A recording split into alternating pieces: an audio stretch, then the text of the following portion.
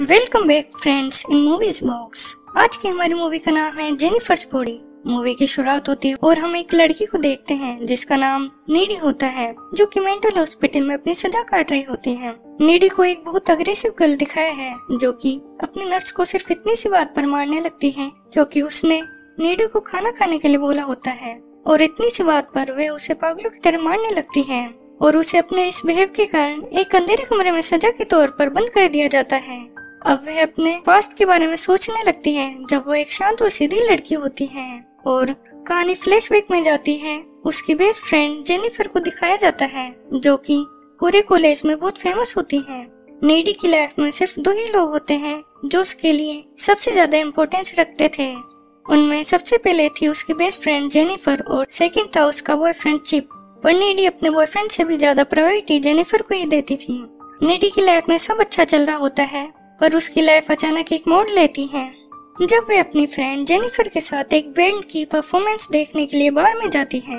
उस पार्टी में जेनिफर एक बैंड परफॉर्मर निकोलस की ओर अट्रैक्ट होने लगती है और उसको एक ड्रिंक ऑफर करती है, और जब जेनिफर उसके लिए ड्रिंक लाने जाती है तब नीडी निकोलस को उसके फ्रेंड के साथ जेनिफर के लिए सस्पिशियस संदिग्ध बातें करती ही सुनती है। ये सब बातें नीडी जेनिफर को बताती है पर जेनिफर उन बातों को उसे इग्नोर करने के लिए कहती है, और उसके बाद बैंड की परफॉर्मेंस स्टार्ट होती है और उसी समय शॉर्ट सर्किट से बार में आग लग जाती है, और उस बार में लगी आग से निकोलस का रॉक बैंड और नीडी और जेनिफर बहुत मुश्किल से बच पाते हैं। बार से बाहर निकलने के बाद निकोलस जेनिफर के पास आता है और वह कहता है कि मैं तुम्हारा मूड ठीक कर सकता हूँ, और उसे अपने साथ चलने के लिए कहता है। पर नीडी जेनिफर को उनके साथ जाने के लिए बहुत रोकने की कोशिश करती है क्योंकि उसे उनके इरादे बिल्कुल भी ठीक नहीं लग रहे होते हैं। पर जेनिफर नीडी की बात नहीं मानती और उसके साथ चली जाती है। पर नीडी को जेनिफर की बहुत फिक्र होने लगती है और वे अपने बॉयफ्रेंड को सब बात बताती है। वह उसे बता रही होती है तभी अचानक उसके घर की बेल बजने की आवाज सुनाई देती है पर बाहर कोई नहीं होता, तो वो अंदर आने लगती है। तभी उसके किचन से कुछ आवाजें सुनाई देती हैं, और जब वे वहां जाकर देखती है तो अचानक से जेनिफर सामने आती है और उसके मुंह और कपड़ों पर खून लगा होता है, और जेनिफर उसे एक क्रीपी स्माइल देती है। और उसके बाद जेनिफर फ्रिज ओपन करके उसमें से कच्चा चिकन खाने लगती है। उसके बाद जेनिफर बहुत डरावनी आवाजों में चिल्लाती है और काले खून को उल्टी करने लगती है, और उसके बाद जेनिफर उसके घर से चली जाती है। नीडी को जेनिफर का बिहेव बहुत अलग और डरावना लगता है। नेक्स्ट डे नीडी पिछली रात के बारे में सोचकर जेनिफर की चिंता कर ही रही होती है, और तभी वहाँ जेनिफर आती है और उसको वो पहले से बहुत हेल्दी, एक्टिव और ब्यूटीफुल दिखाई देती है।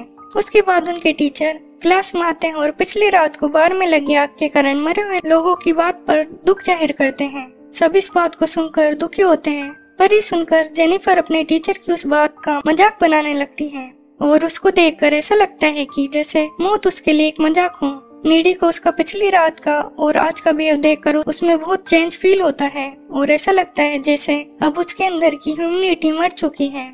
अब नीडी अपने बॉयफ्रेंड चिप को जेनिफर के बिहेव में आए चेंजेस के बारे में बताती है, पर चिप उसे ये समझाता है कि तुम्हारा वहम है, तुम कल रात के इंसिडेंट के कारण सदमे में हो। अब जेनिफर का बिहेव दिन बे दिन बहुत अजीब होता जा रहा था। जहाँ वह किसी लड़के से बात करना पसंद नहीं करती थी, वह उसके कॉलेज के फुटबॉल टीम के कैप्टन से मिलती है जो कि पिछली रात के इंसिडेंट में उसके फ्रेंड के मारे जाने से दुखी होता है। जेनिफर उसे अपनी बातों में फंसाकर जंगल में ले जाती है और उसे सेड्यूस करने लगती है, और उसके बाद जेनिफर उसे कहती है, क्या तुम अपने फ्रेंड को याद कर रहे हो? तुम जल्द उससे मिलने वाले हो, और उसे धक्का देती और डेविल फॉर्म में कन्वर्ट होकर उसे मार देती है।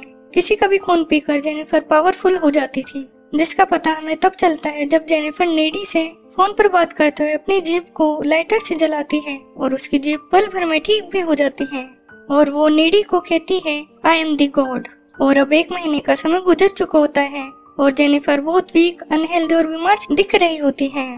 इसलिए जेनिफर उसके कॉलेज के एक लड़की को फिर अपनी बातों में फंसाकर उसे डेट के नाम पर रात को अपने घर पर आने के लिए इनवाइट करती है। जब वह लड़का जेनिफर के घर पर जाता है तो देखता है उसका घर बहुत सुनसान इलाके में होता है, और सेम उसी रात को नीडी और चिप, जो कि उसका बॉयफ्रेंड होता है, उनका अपनी लाइफ का फर्स्ट टाइम उस नाइट को आपस में इंटीमेट होने का प्लान होता है। जब नीडी और चिप को ये करते हुए थोड़ा टाइम हो जाता है, तभी दूसरी तरफ नीडी को उस लड़की की फिक्र होने लगती है कि जेनिफर ने जो हाल दूसरों का किया है उसका वह हाल ना हो, और वे गाड़ी लेकर उस लड़के को जेनिफर के घर न जाने से रोकने के लिए निकल जाती हैं। पर तब तक बहुत देर हो चुकी होती है और जेनिफर उस लड़के को बीमार कर फिर से अपनी पावर गेन कर लेती है। जेनिफर को पता चल चुका होता है कि नीडी उसे रोकने के लिए आ रही है, तो जेनिफर उसे बीच रास्ते में रोक डरा कर वहाँ से उसे जाने के लिए मजबूर कर देती है। और उसके बाद जेनिफर खुद नीडी के घर जाती है और उसे बताती है कि उस रात जिस दिन बार में आग लगी थी क्या हुआ था और वे ऐसे कैसे बन गई। जेनिफर उसे बताती है कि जो रॉक बैंड वाले ग्रुप उसे अपने साथ उस रात को लेकर गया था वह ब्लैक मैजिक पर विश्वास करते थे और शैतान को खुश करने के लिए उसे एक झरने के पास लेकर गए थे जिसे शैतानी झरना कहते थे, क्योंकि उस झरने का पानी एक होल में जाने के बाद कहाँ गायब हो जाता था आज तक कोई भी वैज्ञानिक इसका पता नहीं लगा पाया था। उसके बाद रॉक बैंड ग्रुप का एक मेंबर उससे पूछता है कि क्या तुम वर्जिन हो। इस पर जेनिफर उन्हें झूठ बोलती है कि वे वर्जिन हैं और उससे रॉक बैंड के ग्रुप फ्रेंड्स ऐसा इसलिए कह रहे होते हैं ताकि वे उसको सेक्रीफाइस करके शैतान को खुश कर सके और बहुत फेमस हो सके और दुनिया में उनको शोहरत मिल सके। और उसके बाद उस ग्रुप का एक मेंबर निकोलस जेनिफर को चाकू से मार देता है और उस झरने में बहा देता है, पर जेनिफर वर्जिन नहीं होती इसलिए वे फिर से जिंदा हो जाती है और शैतान उसकी बॉडी पर कब्जा कर लेता है। और जेनिफर का सेक्रीफाइस करने के कारण रॉक बैंड ग्रुप के लोग भी फेमस हो चुके होते हैं। और जेनिफर नीडी को बताती है कि जब वे किसी इंसान को खा लेती है तो उसकी बॉडी में एक्स्ट्रा पावर्स के साथ ही वे खूबसूरत भी हो जाती है। और इस पर जेनिफर नीडी को अपना हाथ काट कर दिखाती है और उसका हाथ पल भर में ठीक हो जाता है। नीडी को जब पता चलता है कि जेनिफर के पास शैतानी ताकतें हैं और वो इसके लिए बेगुनाह लोगों की जान ले रही होती है तो उसे वहाँ से जाने के लिए कहती है। फिर जेनिफर उसके रूम की विंडो से जंप करके वहाँ से चली जाती है जो कि सेकंड फ्लोर पर होता है। ये देखकर नीडी हैरान रह जाती है।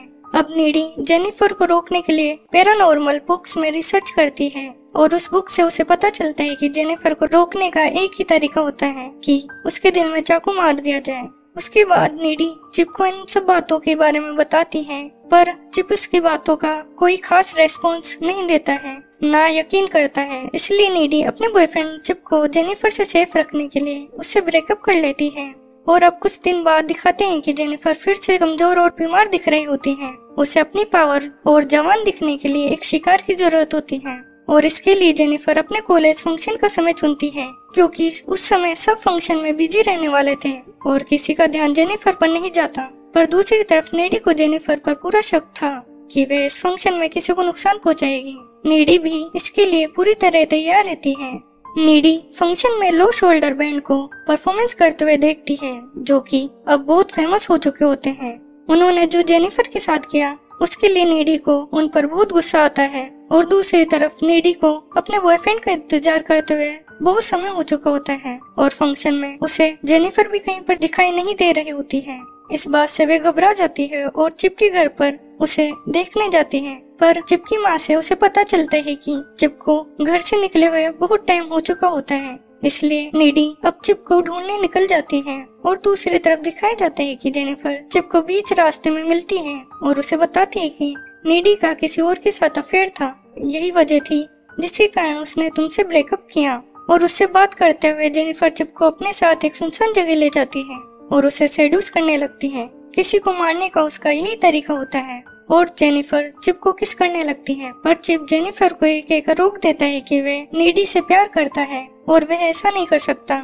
इस पर जेनिफर को गुस्सा आता है और उसे मारने लगती है। तभी नीडी चिप को ढूंढते हुए वहां तक पहुंच जाती है, पर वह लेट हो जाती है। फिर नीडी जख्मी चिप को जेनिफर से बचाने के लिए उससे लड़ने लगती है और चिप को बाहर निकालती है और जेनिफर को इस सब से बहुत गुस्सा आने लगता है और वे हवा में उड़ने लगती है और उन पर हमला करने वाली होती है। तभी जख्मी चिप उठता है और एक रोड लेकर उसे जेनिफर के पेट में घुसा देता है, जिससे जेनिफर बहुत जख्मी हो जाती है और वहाँ से चली जाती है।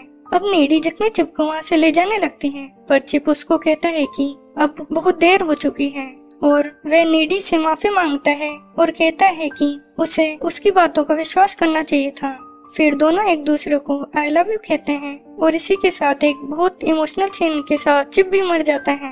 अपने बॉयफ्रेंड की मौत से नीडी बहुत गुस्सा होती है और जेनिफर को मारने उसके घर पहुंच जाती है। जैसा कि उसने रिसर्च किया था कि डीमन को उसके दिल में चाकू मारकर मारा जा सकता है और वैसा ही करके नीडी जेनिफर को मार देती है।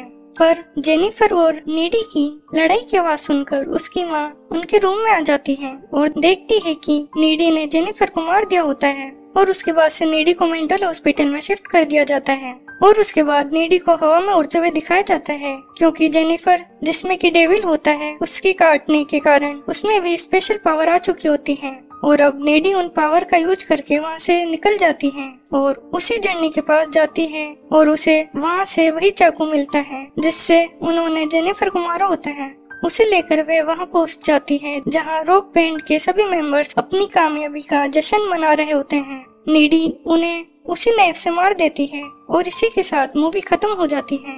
तो फ्रेंड्स, अगर आप मूवीज बॉक्स पर फर्स्ट टाइम आए हैं तो चैनल को सब्सक्राइब करने के साथ बेल आइकन प्रेस करना मत भूलेगा, जिससे आपको मेरी लाई हुई सभी इंटरेस्टिंग मूवीज का अपडेट मिलता रहेगा। और अगर आपको ये मूवी पसंद आई हो तो वीडियो पर लाइक, कमेंट और उसको शेयर करना मत भूलेगा। Thank you for watching friends.